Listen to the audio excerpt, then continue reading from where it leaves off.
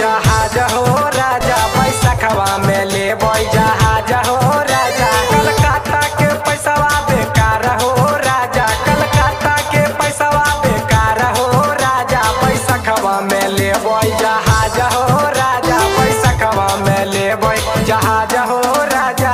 ए जी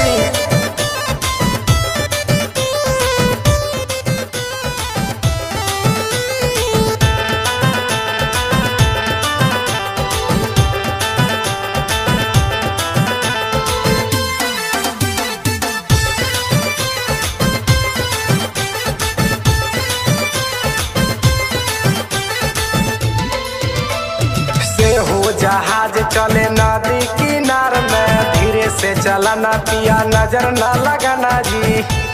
ए जी सही है जी, सुना ना हो।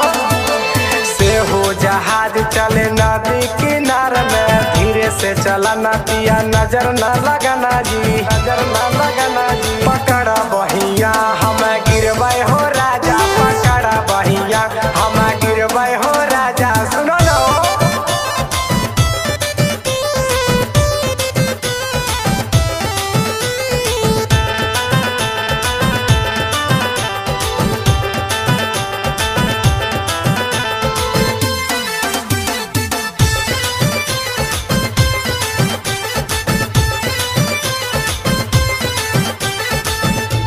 जी।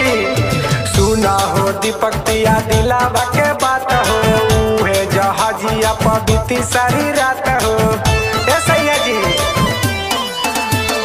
सुना हो करण पिया दिलावा के बात हो, उहे जहाजिया पबीती सारी रात हो, सारी रात हो। साथे में जिंदगी बिताइबै हो राजा, पकड़ा बहिया हम गिरबै हो राजा, पकड़ा बहिया हम गिरबै हो राजा। कलकत्ता के पैसावा बेकार हो राजा, कलकत्ता के पैसावा बेकार हो राजा। पैसा खवा में लेबै जहाज हो